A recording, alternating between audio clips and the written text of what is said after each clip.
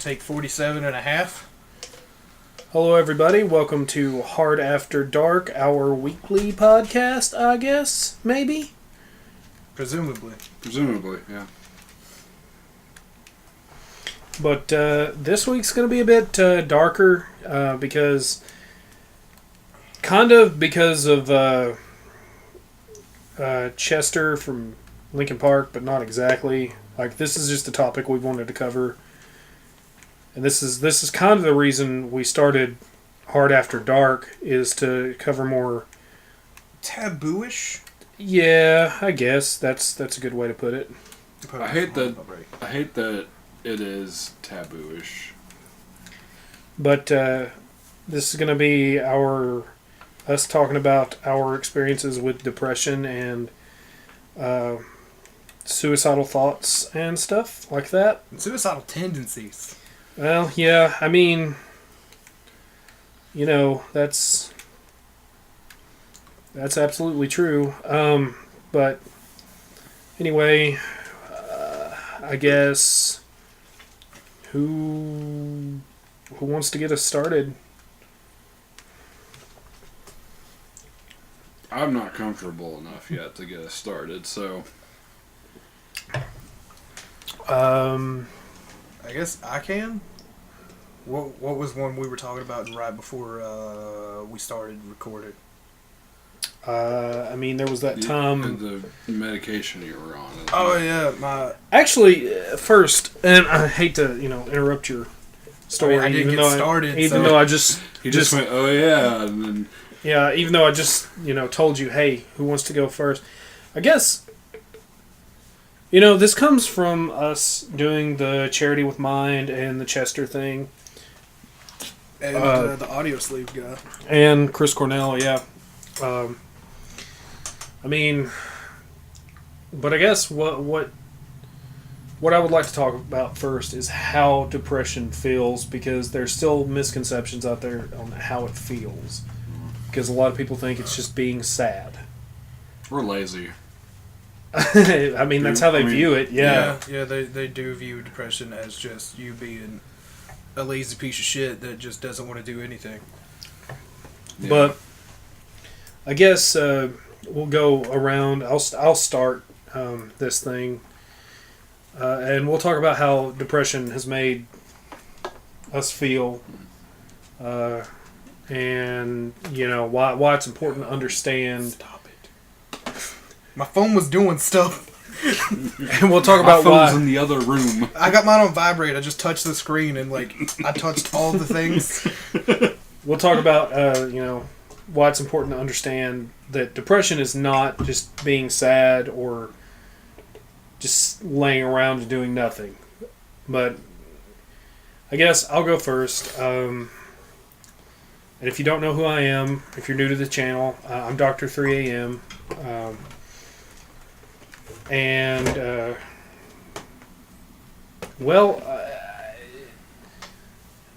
For me, what it is, it's very existential, and it presents itself like, what's the point? There's only so many days you have to live. There's only so many years you have to live. So why continue on if you don't feel like you're accomplishing anything? If you're, you can feel sad, but a big part of it is feeling absolutely nothing. Almost hopelessness. Yeah, actually, that's the best way to describe it. Hopelessness and apathy. And sometimes it's and I know this is a very typical way to describe it, but it's like a void just swallows you.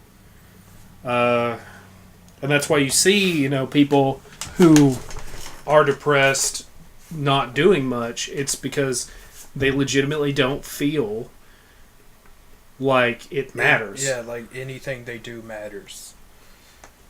And that's a horrible mindset to be in, but it just can't be helped. Yeah, I mean, there's antidepressants and stuff, and I'm on antidepressants, and for the most part, I can get leveled out enough to continue day to day, but there are some days where you just can't help but think, You don't want to wake up. yeah, exactly. So, I guess, in a sense, my feeling toward it is, it's just the absolute feeling of just being lost and hopeless, and you, even though you've got friends who reach out to you, you feel like a burden. You feel like you shouldn't lay this much on them because they're enjoying their lives. They don't need you To bring them down. to bring them down. Exactly. That's the way it feels. Like, it's just, you feel like you're alone in this fucking abyss of just nothingness, and you just, when you go to talk to somebody, you're like, I don't want to bring them in on this. I don't want to bring them down. Right. Chris, you got anything to add? Well, I mean, for me personally, I mean, it's a bit of an existential thing, but there's also a portion of it where it's a bit of like self-loathing too. Yeah, that Yeah. that self-loathing and feeling absolutely inadequate. Yeah. That's a big part for me. Mm-hmm. Like, there are things going on kind of in my personal life that I really don't want to get into that Depending on how makes much me we hate drink, myself. depending on how much we drink, we might get into that one. We might get into it. I mean, for me, there's a reason that I don't appear on camera. Yeah. And it's not because I'm all the time down on myself that I think I'm ugly or anything. It's that I'm not personally happy with how I look. Yeah. Same.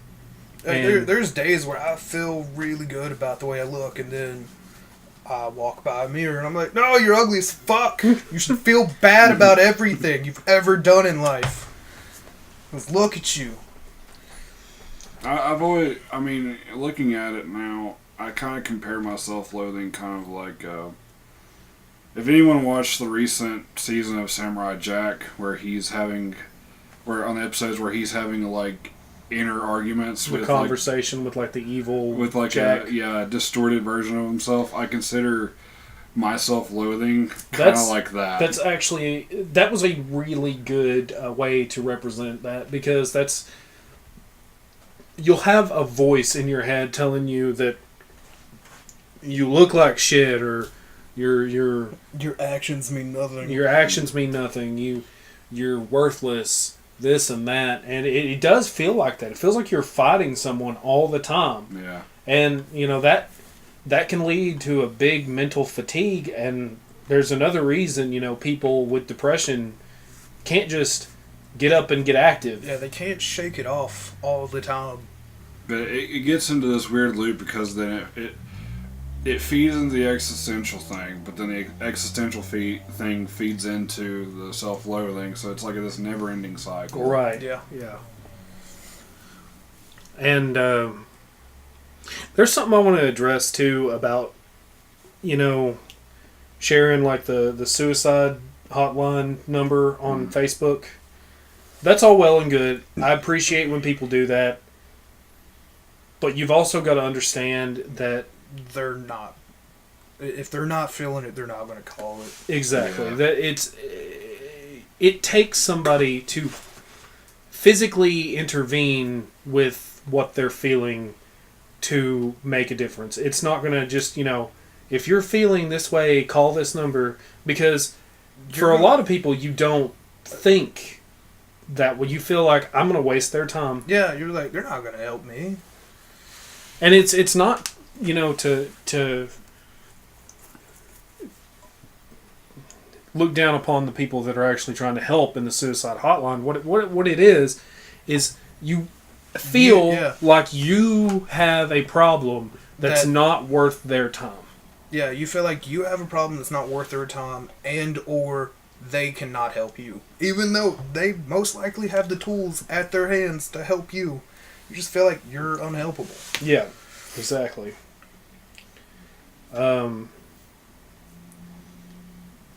But I mean,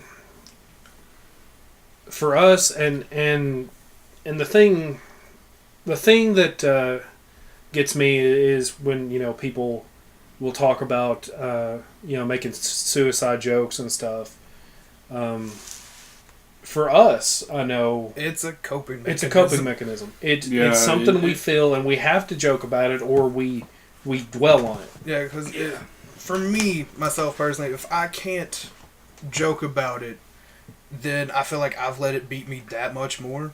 Yeah, exactly. And I feel like it's my one moment in the whole fucking day to where I can actually be like, oh, I'm better than this. I can actually get through this. Right.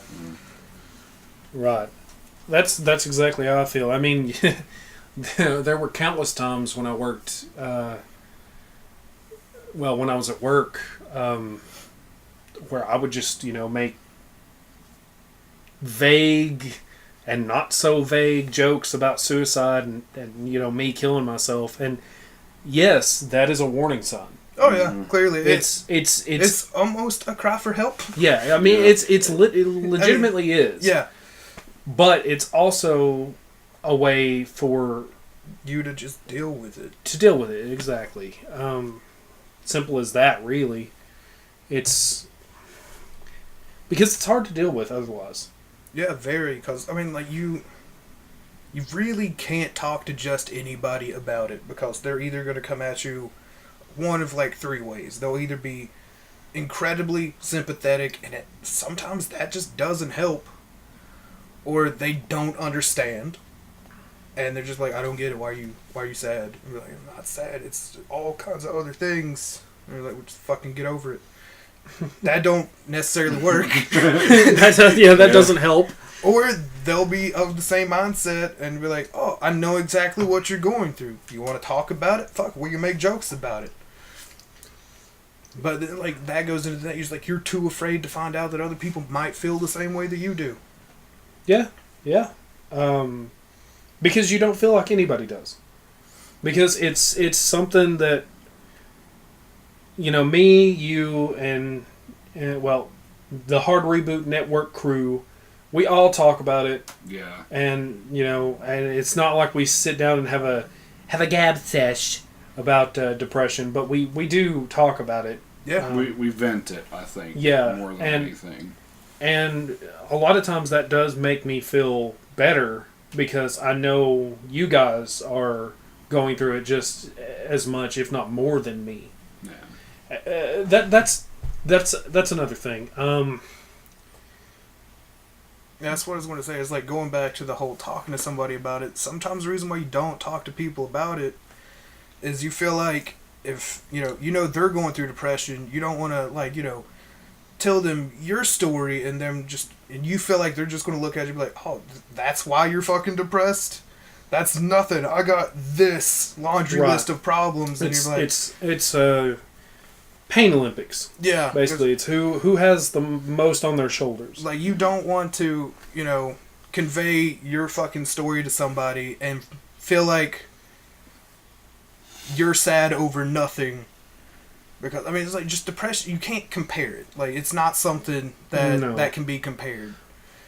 Yes, some people's stories may be just horror stories of why they're depressed, but you shouldn't feel looked down upon when sharing your depression stories with other people, because Right. it's not a fucking thing where you be like, oh yeah, you win being depressed. Like Yeah, nobody wins being depressed. no, it's like If you win being depressed, you lose. yeah, like it just. I'm trying to figure out the right words to where it doesn't sound just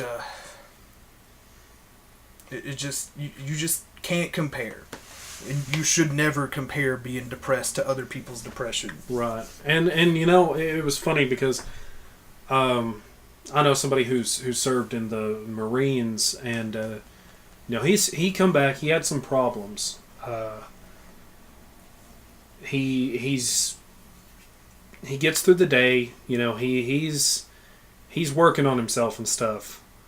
But I was talking to him one day, and I was saying, look at you. You've been in the Army or in the Marines, and what have I suffered? I sit around and whine about not being where I want to be in life.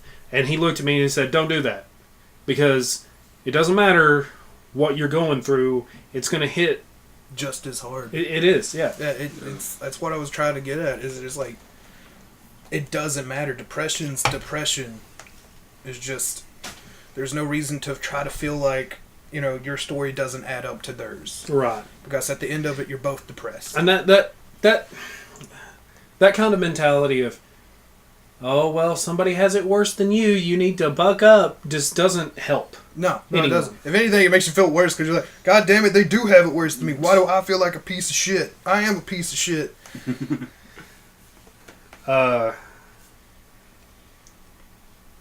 It's hard to view depression.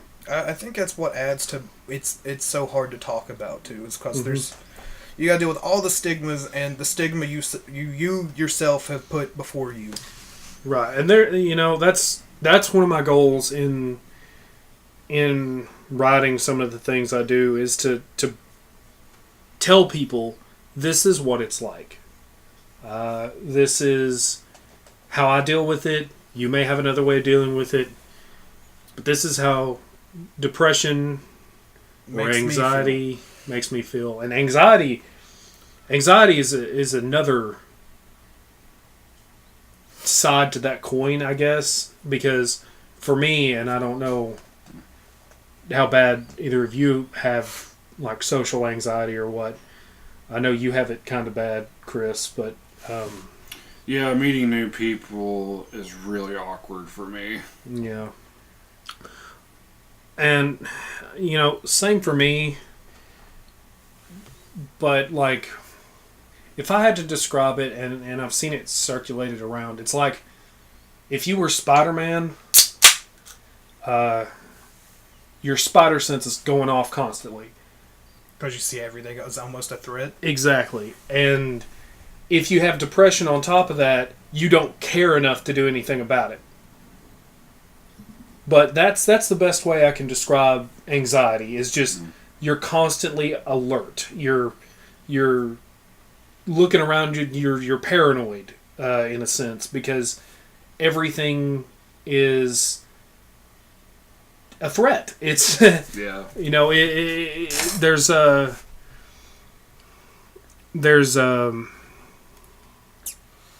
what I'm trying to say. I have no idea. I've lost my train of thought on that. That's probably why marijuana does not work for you. Is your anxiety problem? I mean, probably. Because I don't have an anxiety problem. I have a paranoia problem.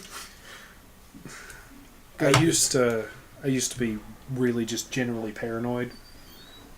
So when I have my paranoia moments, I just feel like a goddamn nut. I feel fucking just like Dale Gribble from King of the Hill. I feel like him when I have my paranoia moments. God dang it, Dale. Because I just... Okay, there we go. Okay, are we recording? Yep. Alright. Yeah, I just...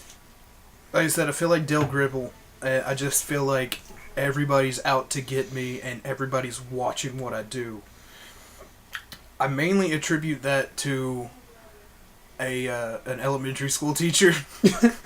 Okay. Because she had to walk out of the room to do something. She's like, the cameras are watching you guys. And this was like, back in like the early 90s. Like, dude, we did not have tiny security cameras. They were the big hulking. the big hulking white gray ones that look like they were in a smoker's house for a couple of years.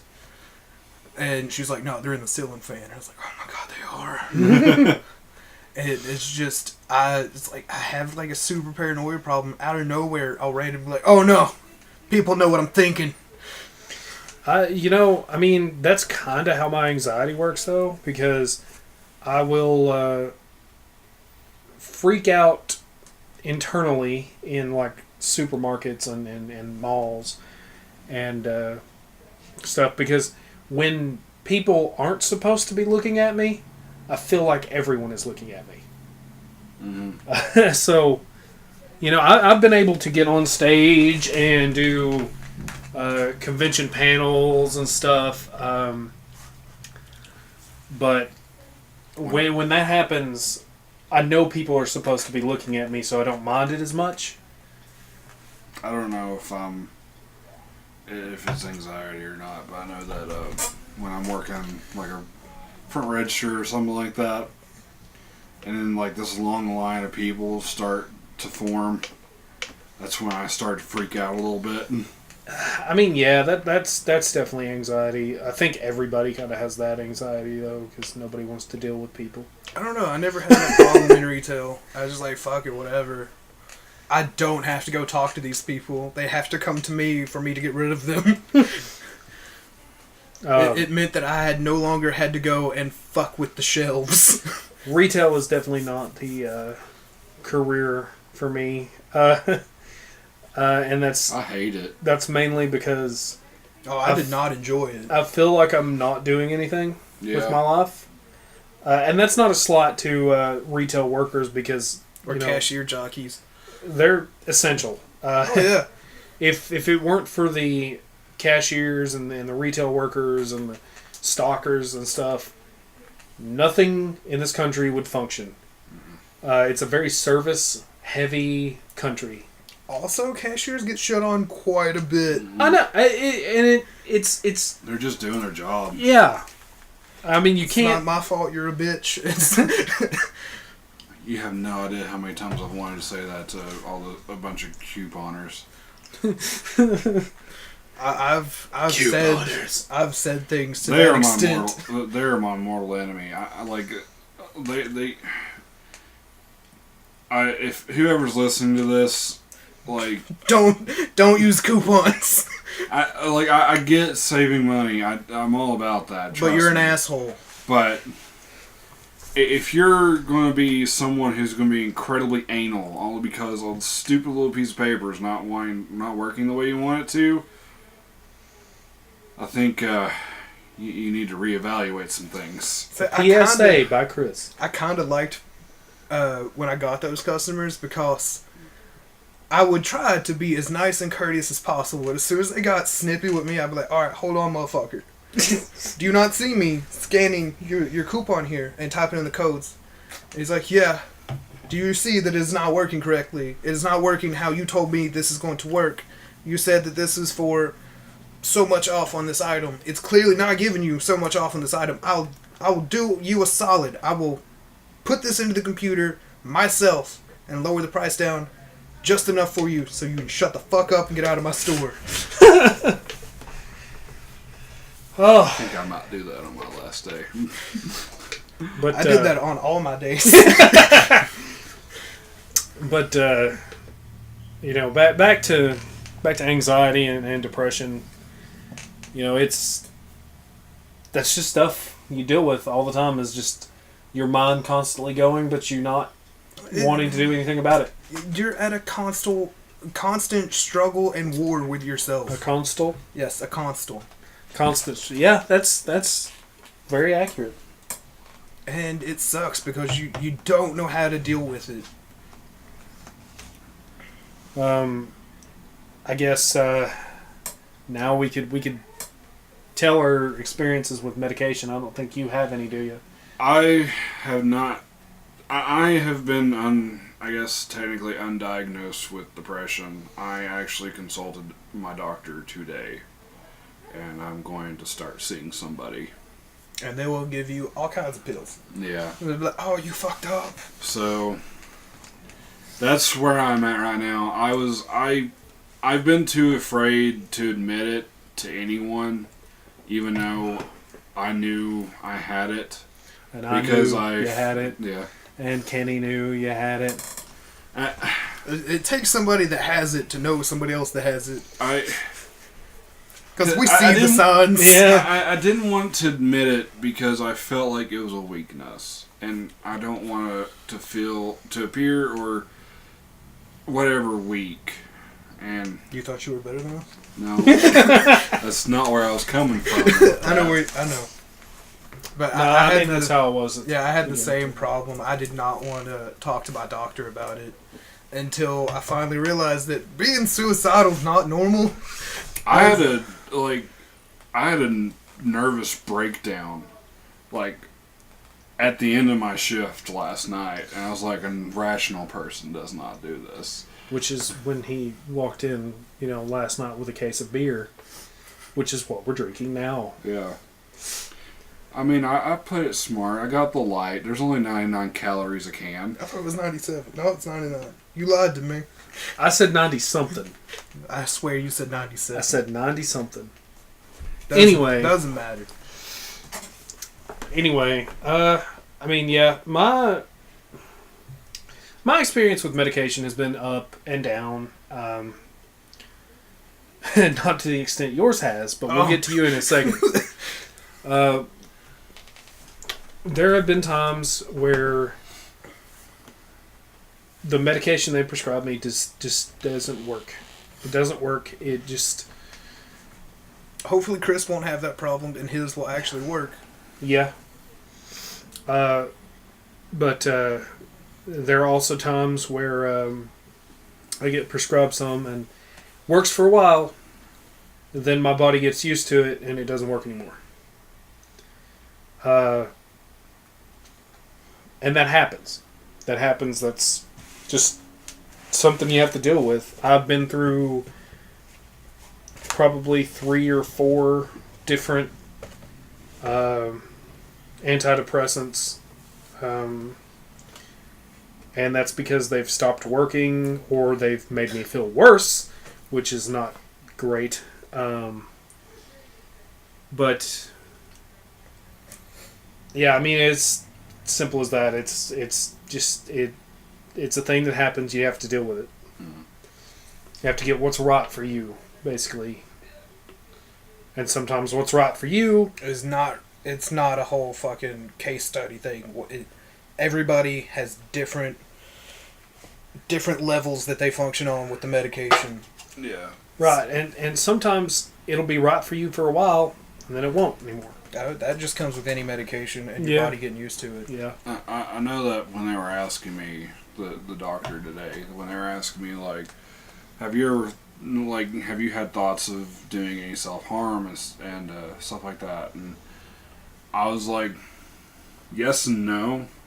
They asked me, what do you mean? Like I don't want to purposely, like, take a knife and, stab or cut myself or anything like that. It's more of like, if I make a burger, this could be the burger that kills me and I'd be okay with it. That's passive suicide. Is it? Yeah, that's an actual term. It's because I've gone from that to full on suicidal. Because that's before. When you can take dying, but you don't want to. You don't want to rush it. Yeah. You don't want to do it yourself. But if it happens, hey, you win. I mean that's your mindset in that situation. I don't really win. I mean, you think you win because you're like, hey, if this kills me, that's cool. Yeah. Even though that's not a cool thing to happen. It's just mentally you're thinking, oh, yep, this will do it. And then you're bummed out when it didn't. And then you realize you were fucking stupid. Yeah, and you're like, God damn, I have problems. Yeah. I should talk to a doctor.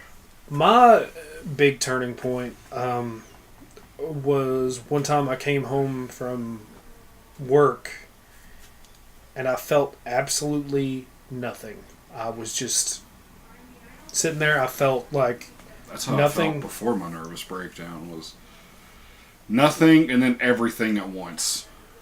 Yeah, I mean that happened to me too. But like, yeah, they prescribe because I have sleeping issues. I think we So all they have sleeping issues. Yeah, they prescribed me really hardcore sleeping pills, Yeah. and they were sitting right there, and I thought about it. I thought about it for quite a while, a lot longer than I had ever thought about something like that before. I think you told me this once. And what saved me is my dog, actually, because he came up and laid next to me, and I was like, I can't. If I go, You're like, at least he loves me. Well, it was more like if I go, who's going to take care of him? I know he cares about me, and I love him, but He's like, once he'll just I go, eat my dead body.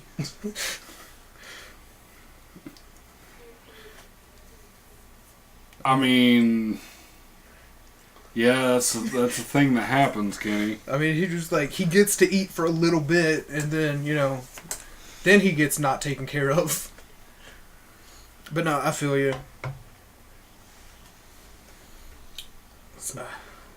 Trying to think of what led me to my realization of I had a problem. Cause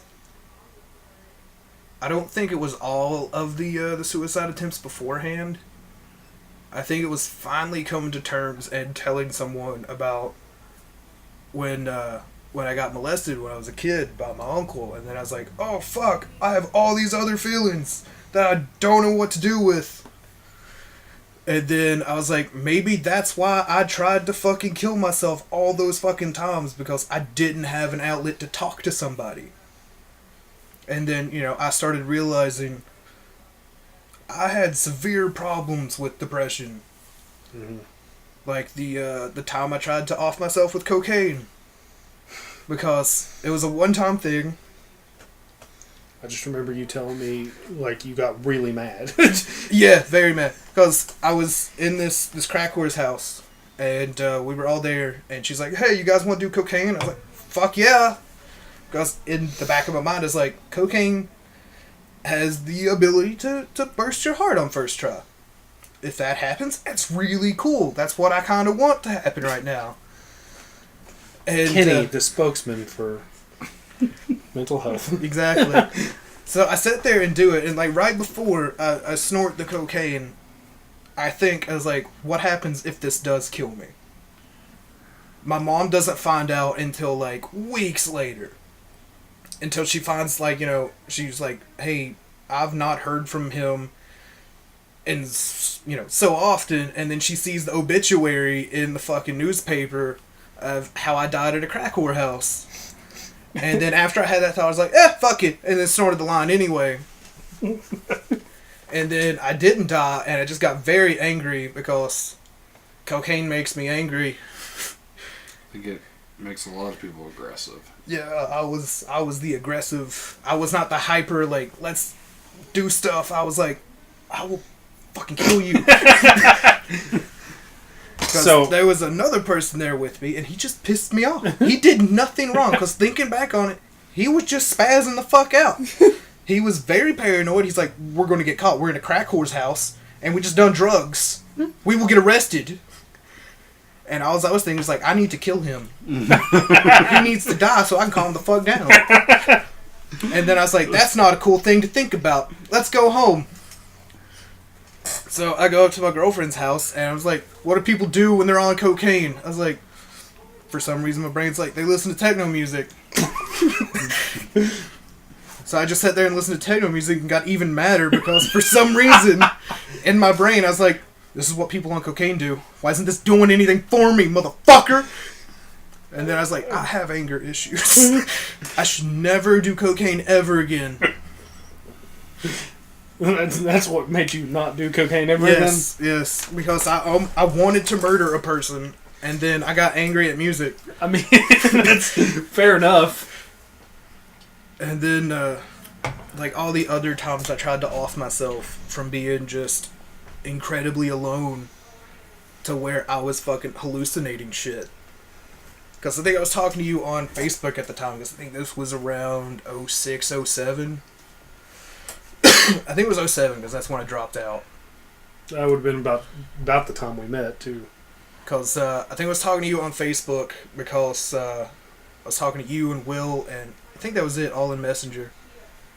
And I was talking to you guys about how alone I was, because I was in this fucking dark trailer for like 2 weeks, because I was house sitting for my mom. So you were basically in solitary confinement? Yes, in solitary confinement, and fucking hallucinating because I had no one to talk to. I had no grasp of the outside world because it was in the middle of fucking nowhere. So I was hallucinating, seeing this fucking ghost lady, and I was like, yep, time to kill myself. And I found one of my dad's fucking firearms, and I put the pistol in my mouth, bit down on it, and right before I pulled the trigger, I was like, huh, what happens? I do this, I kick back on the chair, bloods, brains everywhere, all on the carpet, and I'm gonna be here for like another week and a half. Nobody stopped to check in, and it's just gonna rot the fucking floor of this trailer that my parents lived in. They would have to deal with, walking in, seeing their fucking kid with their brains, blown out all over the carpet. I'm sorry, their brains blown out. Their brains blown out all over the carpet. And then I was thinking, it's like, they would have to take up the carpet, redo the floor, because it would have soaked through the carpet and gotten into the floorboards and just fucking rotted it. And I was like, I can't do that to them. I can't cost them a whole fucking home because I think I'm going fucking nuts right now. I think that kind of says something about people with depression. Like, a lot of people, the reason like they hide it is they don't want to be an inconvenience. Yeah, I did not want to have them lose a house right because of me. And the thing too is it's often considered selfish, and I understand that train of thought. Oh yeah, but what people don't get about it is that 9 times out of 10, those people suffering depression just want to be told that they matter. That you are a source of joy in someone's life in some sort of way. Right. They want to mean something to somebody. Right. Yeah. And if they do go through with it and you see all the headlines and all the commentators, whatever that word is, saying, it's a selfish act. The thing is, a lot of those people do it because they think they're just... They think they're not inconveniencing anybody. They're like, I can make people's lives simpler by doing this terrible act. Yeah, they view themselves as an anchor. Yeah. And that's how I viewed myself a few times. Oh, yeah. It's just I'm weighing everybody down. I think that's what hurt me about when Robin Williams committed suicide. Because, I never knew he had it. But a lot of people... I feel like it was very clear that he had it. Yeah, a lot of people hide it through humor. So, but I think that's the reason why it hurt. I grew up on his films. He obviously never knew who I was, but to me, it was like, he was like an uncle. He was the good uncle. Yeah. Not the bad uncle that I had, but yeah. Yes. Right. But just hearing him pass away, it was like losing a family member. Yeah. Well, around that time, my grandma was diagnosed with cancer and was going pretty fast. That was a rough time for you. Yeah. And me and my grandma were never as close as me and my grandpa, but she did help take care of me for years. When my mom couldn't be there or wasn't there, she was, my grandpa was. And losing her was really, it was hard. It was hard. Yeah, I had the same thing with my grandma. She was more like my mom's to me than, my actual mother. It's just, she was like always there, And I remember when I left home at 17, I moved in with her to help take care of her. And it fucked me up when she finally died a few years later. And I just remember being in the hospital and watching them take her off to life support. It just, at that point, I was like, well, I got nothing. This fucking sucks. I think that's what happened to my mom when my grandmother passed away, because for most of my childhood, that's all she was really doing. We moved in with my grandmother and we were taking care of her. And then by the time my grandmother passed away, my sister and I were already either in high school or were starting college. And I mean, we weren't kids anymore. And I mean, she had no one to take care of. See, the thing that got me with my grandma was not when she died, but a couple of weeks before she died. Is I came over in a suit because she always wanted to see me in a suit. And my grandpa looked at her and said, "Do you know who that is?" You know, because he was trying to keep her mind sharp. She looked dead in my eyes and said, "No." And it hurt. And I know she didn't mean anything. Oh, yeah. No, because they she can't literally mean, yeah. didn't... the cancer had gone to her brain. Yeah. It was, you know, Right. causing all kinds of problems. My gramps had Alzheimer's. That's not fun either. No, it's... I'd imagine that's extremely rough to go through. He was losing himself and always was constantly frustrated because he couldn't remember things, and he was just in a constant state of being angry. Another thing, not a lot of people mention it, but Alzheimer's affects like other areas of your body too. Like he got to a point where he couldn't swallow, like he had kind of sort of forgotten how to. Yeah. So they had to manually surgically insert a tube that led straight to his stomach. Yeah, see, I didn't know that. Yeah, I didn't know. they'll forget almost basic motor skills. Yeah. Yeah, I didn't know that. Yeah, that's why sometimes they go in their sleep because they just forget to breathe. Yeah, because he hated it because there was times like he would sneak behind, like my grandmother's and or whoever was just in the house's back, and trying to eat actual food and knowing that doesn't lead to anywhere. It would just create either a blockage or he'd just choke on it. So Yeah, all that stuff like that, it has an impact on you. And after my grandma passed away, my depression got a lot worse. There were times when I was coming home from work and I had a commute at the time, about an hour and a half. There were times when I was on the highway and I would close my eyes because I was just like, if something happens, it happens. I maybe take out a couple people with me. But, yeah, when, right around the time my grams kicked the bucket, that was around the time I had, found out I had MRSA in my lung.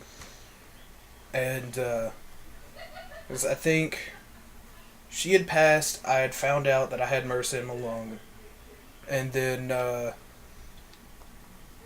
I got dumped in the hospital after being told that, they might possibly have to remove my lung if they can't break up the MRSA. And I was like, oh, that sucks. That's really scary. I don't know how I'm going to function with one lung and being a fat ass.